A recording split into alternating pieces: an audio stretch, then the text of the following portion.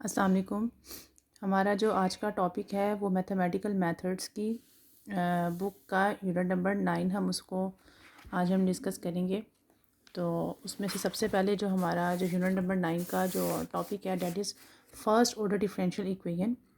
हम इसके बारे में बात करेंगे और इसकी क्या क्या क्लासिफिकेशंस हैं उसके बारे में बात करेंगे। इसके अलावा हम इसकी मज़ीद जो डेफिनेशंस हैं जैसे कि ओडीज़ हैं, पीडीज़ हैं, उसके बारे में बात करेंगे। ऑर्डर और डिग्री में क्या डिफरेंस है उसके बारे में बात करेंगे। ऑर्डिनरी डिफरेंशियल इक्वेशंस क्या होती हैं, पार्शियल डिफरेंशियल इक्वेशंस क्या होती हैं। फिर हम किसी भी गिवन डिफरेंशियल इक्वेशन की लिनियरिटी चेक करेंगे कि क्या वो इक्वेशन लीनियर है या नहीं है। अगर लीनियर इक्वेशन है तो उसमें कौन कौन से हम मेथड अप्लाई करेंगे। अगर वो इक्वेशन नॉन लीनियर है तो हम इस पर कौन कौन सी कंडीशंस अप्लाई करेंगे या कौन कौन से रूल्स अप्लाई करेंगे। ठीक है, तो सबसे पहले हम बात करते हैं कि हमारे पास जो यूनिट नंबर 9 में जो बेसिक डेफिनेशन है वो हमारे पास है ओडीज़ क्या होती हैं। अच्छा, ओडी से पहले हम बात करेंगे कि डिपेंडेंट और इंडिपेंडेंट वेरिएबल में क्या डिफरेंस है। तो डिपेंडेंट वेरिएबल वो वेरिएबल्स होते हैं जो कि किसी भी टर्म दूसरी टर्म पे डिपेंड कर रहे होते हैं। जैसे कि y is equals to F of X. Y जो है x का फंक्शन है और x यहाँ पे क्या है, एक सिंगल वेरिएबल है। x यहाँ पे सिंगल वेरिएबल है। इट मीन्स कि y किस पे डिपेंड कर रहा है, x पे, और x क्या बन गया, इंडिपेंडेंट वेरिएबल। इस पे जो डेरिवेटिव अप्लाई करेंगे वो हमारे पास होगा टोटल डेरिवेटिव, और क्योंकि वो एक ही वैल्यू को कंटेन कर रहा है। ठीक है, लेकिन अगर हम बात करें y is equal to F of X into Z, मतलब अगर फंक्शन एक से ज़्यादा वेरिएबल्स पे डिपेंड कर रहा है तो उसकी क्या कंडीशंस होंगी। उसके लिए हम क्या यूज़ करेंगे, उसके लिए हम टोटल डेरिवेटिव यूज़ नहीं करेंगे, बल्कि उसके लिए हम यूज़ करेंगे पार्शियल डेरिवेटिव्स यूज़ करेंगे। ठीक है, तो अगर डिपेंडेंट वेरिएबल किसी एक इंडिपेंडेंट वेरिएबल पे डिपेंड कर रहा है तो वहाँ पे हम डेरिवेटिव जो यूज़ करेंगे उसे कहेंगे ऑर्डिनरी डिफरेंशियल इक्वेशन या ऑर्डिनरी डेरिवेटिव। और अगर dependent variable more than one independent variable का फंक्शन है तो उसके लिए हम यूज़ करेंगे पार्शियल डेरिवेटिव्स यूज़ करेंगे। ठीक हो गया। तो यहाँ पे डिफरेंशियल इक्वेशन जो कि किसी सिंगल टर्म पे डिपेंड कर रही हो तो हमारे पास क्या हो जाती है, ऑर्डिनरी डिफरेंशियल इक्वेशन। जैसे मैंने आपको बताया कि किसी एक सिंगल टर्म पे डिपेंड कर रही है, और अगर मोर देन वन वेरिएबल्स का फंक्शन है तो वो क्या हो जाएगी, पार्शियल डेरिवेटिव्स। और उसका साइन है आपके पास ये पार्शियल बाय पार्शियल एक्स, ये इसका ये साइन है। ठीक है, ये था हमारे पास पार्शियल डिफरेंशियल इक्वेशंस। उसके बाद है ऑर्डर और डिग्री में क्या डिफरेंस है। ऑर्डर होता है कि किसी भी गिवन डिफरेंशियल इक्वेशन में, चाहे वो ऑर्डिनरी है चाहे वो पार्शियल है, उसका जो हाईएस्ट डेरिवेटिव जो इन्वॉल्व हो रहा होता है। जैसे कि इस इक्वेशन में जो हाईएस्ट डेरिवेटिव है हमारे पास वो 2 है। डेरिवेटिव की बात करेंगे, जैसे कि मैं आपको मोर और क्लियरली बताती हूँ। हमारे पास एक गिवन इक्वेशन है, for example D cube Y over D X cube plus Y is equals to 0। ठीक है, वाई स्केयर कर लें। ठीक है, अब इसमें देखें कि हमारे पास ये है ऑर्डिनरी डिफरेंशियल इक्वेशन और इसका हाईएस्ट डेरिवेटिव क्या है, 3। इट मीन्स कि इसका ऑर्डर क्या है, 3। इस गिवन इक्वेशन का ऑर्डर क्या है, 3। ऑर्डर होता है गिवन इक्वेशन में जो हाईएस्ट डेरिवेटिव इन्वॉल्व हो रहा होता है उसे कहते हैं ऑर्डर। डिग्री क्या होगी, अगर इस टर्म की डिग्री 5 हो, ठीक है, ऑर्डर 5 हो, ठीक है, पावर 5 हो, तो हम कहेंगे कि हाईएस्ट हाईएस्ट डेरिवेटिव की जो पावर होगी वो उसी इक्वेशन की बन जाएगी डिग्री।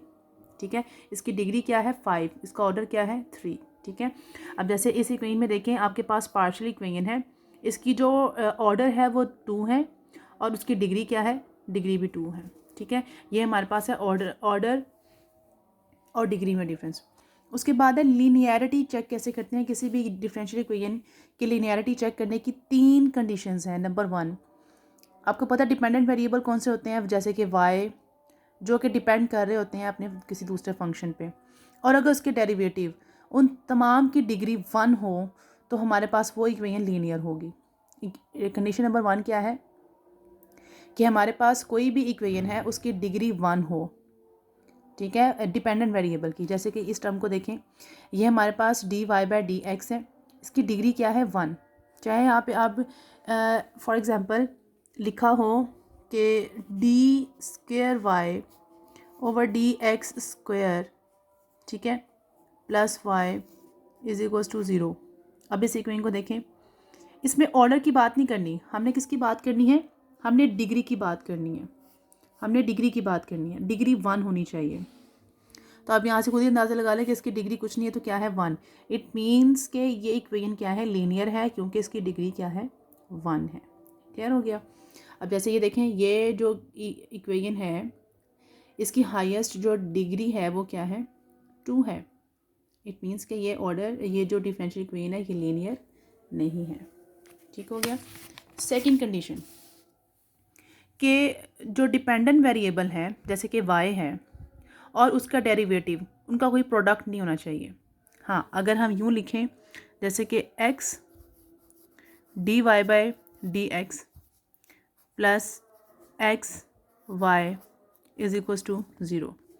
अब देखें इस टर्म में x और dy बाई डी एक्स तो इंडिपेंडेंट है, ठीक है।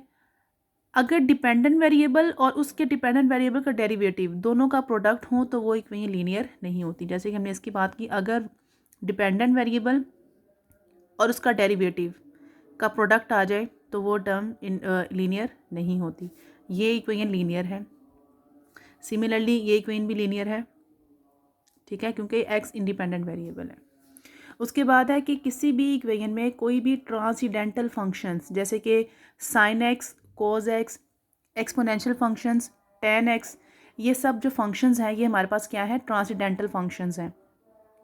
तो अगर ट्रांसीडेंटल फंक्शंस के डिपेंडेंट वेरिएबल्स और उनका डेरिवेटिव का प्रोडक्ट आ जाए तो वो टर्म भी क्या होती है, नॉन लीनियर। अगर ये 3 कंडीशंस में से कोई एक कंडीशन भी सेटिस्फाइड नहीं हो रही तो हमारे पास इक्वेशन क्या है, वो इक्वेशन हमारे पास है नॉन लीनियर। अदरवाइज तीनों कंडीशंस में से तीनों कंडीशन सेटिस्फाई हो रही हैं, सेटिस्फाइड कर रही हैं उस डिफरेंशियल इक्वेशन को, तो हमारे पास क्या है, लीनियर है।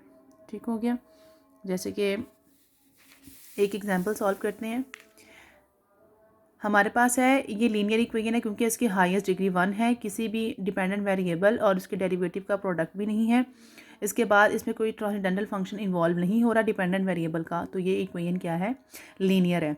तो इसके जो हमारे पास इनिशियल और बाउंड्री कंडीशन हमने उसको भी देखना है। तो यहाँ से हमने डिफरेंशियल इक्वेशन से सिंपल इक्वेशन फॉर्म करनी है। तो क्या करेंगे, हम इसको इंटीग्रेट करेंगे। जो कांस्टेंट टर्म है यहाँ से हमने इसकी वैल्यू फाइंड करनी है। तो कांस्टेंट टर्म में y की वैल्यू 4 है, x की वैल्यू क्या है, 1 है।